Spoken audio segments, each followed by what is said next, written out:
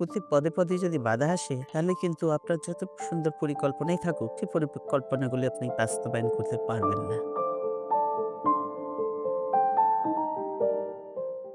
বেগম খালেদা জিয়ার জন্ম নাম খালেদা খানম পুতুল। ১৯৪৫ সালের ১৫ আগস্টে ব্রিটিশ ভারতের বঙ্গপ্রদেশে জলপাইগুড়িতে তিনি জন্মগ্রহণ করেন। ৩ বোন এবং ২ ভাইয়ের মধ্যে তিনি তৃতীয়। ভাইয়েরা সবার ছোট। তার বাবার নাম ইস্কান্দার মজুমদার এবং মা তৈয়বা মজুমদার। পরবর্তীতে তারা চলে আসেন দিনাজপুরের মুদিপাড়ায়। আদিপ্রত্যিক নিবাস অধুনা বাংলাদেশের ফেনী জেলার ফুলগাছি উপজেলার শ্রীপুর গ্রামের মজুমদার বাড়ি। বাবা ইস্কান্দার মজুমদার ছিলেন একজন ব্যবসায়ী। ইস্কান্দার মজুমদার ১৯১৯ সালে ফেনী থেকে জলপাইগুড়িতে যান। বোনের বাসায় থেকে সে ম্যাট্রিক পাশ করেন এবং পরে চা ব্যবসায় জড়িত হন। ১৯৩৭ সালে জলপাইগুড়িতে বিয়ে করেন। জলপাইগুড়ির নয়াবন্তি এলাকায় ১৯৪৭ সাল পর্যন্ত বসবাস করেন এবং ১৯৮৪ সালে ১৫ নভেম্বর মৃত্যুবরণ করেন। মা বেগম তৈয়বা মজুমদার ছিলেন একান্তভাবে একজন গৃহিণী। তিনি বেগম খালেদা জিয়ার সঙ্গেই থাকতেন। খালেদা ৫ বছর বয়সে দিনাজপুরের মিশন স্কুলে ভর্তি হন। এরপর তিনি দিনাজপুর সরকারি বালিকা উচ্চ বিদ্যালয় থেকে ১৯৬০ সালে ম্যাট্রিকুলেশন পাশ করেন।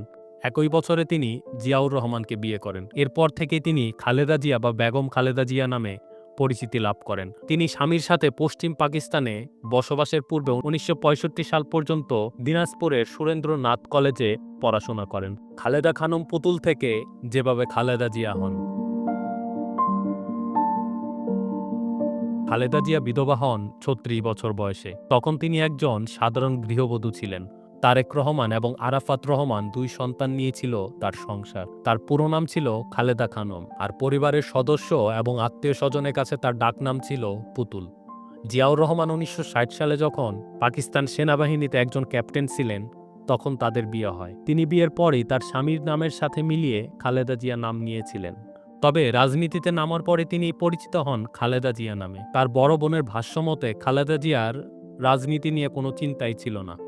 এর আগে জিয়াউর রহমান রাষ্ট্রপতি থাকার সময়ও খালেদা জিয়া কোনো রাজনৈতিক কর্মকাণ্ডে সম্পৃক্ত হননি। তার সমালোচকদের অনেকেই বলে থাকেন, খালেদা জিয়া তার স্বামী জিয়াউর রহমানের মৃত্যুর পর উত্তরাধিকার সূত্রে বিএনপির দায়িত্ব পেয়ে রাজনীতিক হয়েছেন। জিয়াউর রহমানের মৃত্যুর পর বিএনপিতে অভ্যন্তরীণ কোন্দল দেখা দেয় এবং অন্যদিকে নেতাদের তখন সামরিক শাসন জেনারেল এরশাদের সাথে শরিক হন। সব মিলিয়ে দলটি চরম বিপর্যয়ের মুখে পড়ে। সেই পরিস্থিতিতে খালেদা জিয়া বিএনপিতে যোগ দেন ১৯৮৩ সালের ৩রা জানুয়ারি। প্রথমে তিনি দলের ভাইস চেয়ারম্যান হন। এর পরের বছর ১৯৮৪ সালে ১০ই মে বিএনপির চেয়ারপারসন নির্বাচিত হন খালেদা জিয়া। তাদের পরিবারের ঘনিষ্ঠ ছিলেন বিএনপির সাবেক নেতা অলি আহমেদ। জিয়াউর রহমান রাষ্ট্রপতি থাকার সময় তার একান্ত সচিব ছিলেন মিস্টার আহমেদ। তিনি বলেছেন, বিএনপিকে টিকিয়ে রাখতে তাদের অনুরোধে খালেদা জিয়া রাজনীতিতে এসেছেন। তবে তার জন্ম তারিখ নিয়ে রাজনৈতিক অঙ্গনে বিতর্ক রয়েছে। তাদের আদি ঘর ছিল ফেনী জেলার ফুলগাজী উপজেলায়। স্থায়ীভাবে বসবাস করেছেন দিনাজপুর শহরের মুদিপাড়া এলাকায়। ৫ ভাই বোনের মধ্যে খালেদা জিয়া হলেন তৃতীয়। তার বড় ২ বোন এবং ছোট ২ ভাই। রাজনীতি নিয়ে শত ব্যস্ততার মাঝেও খালেদা জিয়া পারিবারিক কর্তব্য পালনে সক্রিয় ছিলেন। আপসহীন নেত্রী হিসেবে পরিচিতি। খালেদা জিয়া সেই ১৯৮২ সালে যখন বিএনপির নেতৃত্বে আসেন, তখন জেনারেল এরশাদের সামরিক শাসন চলছিল। সেই শাসনের বিরুদ্ধে ৯ বছরের আন্দোলনের মধ্য দিয়েই তিনি রাজনীতিতে নিজের এবং দলের অবস্থান তৈরি করেন বলে বিএনপির নেতারা মনে করেন। বিএনপির নেতৃত্ব নেওয়ার পরের বছর ১৯৮৩ সালে ৭ দলীয় ঐক্যজোট গঠন করে এরশাদের শাসনের বিরুদ্ধে আন্দোলনে নেমেছিলেন।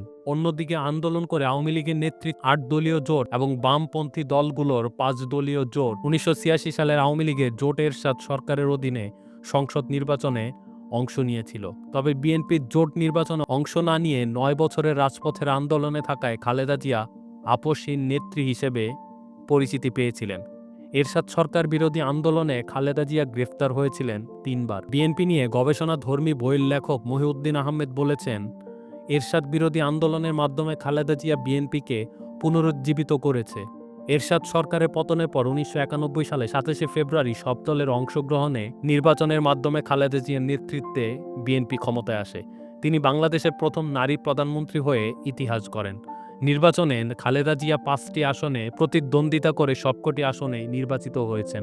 সেই নির্বাচনের আগে এরশাদ বিরোধী আন্দোলনে থাকা 3 জোটের রূপরেখায় সংসদীয় সরকার ব্যবস্থায় ফিরিয়ে আনার অঙ্গীকার ছিল। সেই প্রেক্ষাপটে নির্বাচনের পর গঠিত পঞ্চম সংসদ সদস্য নেতা হিসেবে খালেদা জিয়া রাষ্ট্রপতি শাসিত হয়।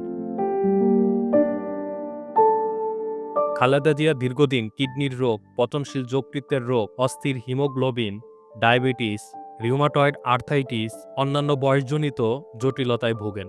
2021 সালের এপ্রিলে খালেদা জিয়া করোনা ভাইরাসেও আক্রান্ত হন।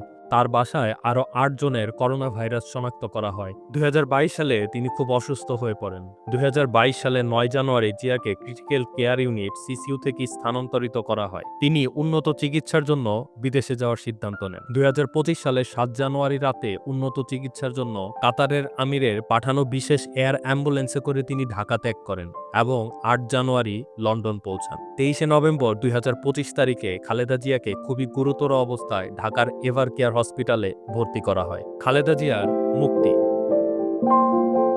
2024 সালের আগস্টে ছাত্র জনতার অভ্যুত্থানের মাধ্যমে আওয়ামী লীগ সরকার পতনের পর তিনি মুক্তি পান। 5 আগস্টের মুক্তির কিছুদিন পর 19 আগস্ট 2024 সালে জিয়ার ব্যাংক অ্যাকাউন্ট, যা 2007 সাল থেকে জব্দ করা হয়েছিল, তা জাতীয় রাজস্ব বোর্ড দ্বারা অবরোধ মুক্ত করার নির্দেশ দেওয়া হয়।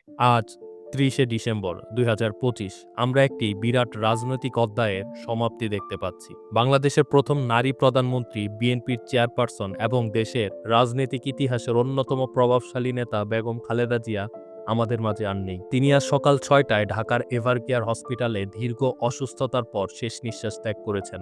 এটি তার রাজনৈতিক জীবনের সব সংগ্রামী পথ এবং আজকের বাস্তবতার এক কঠিন বিভাষা। তার মৃত্যুতে বাংলাদেশ শোকস্তব্ধ।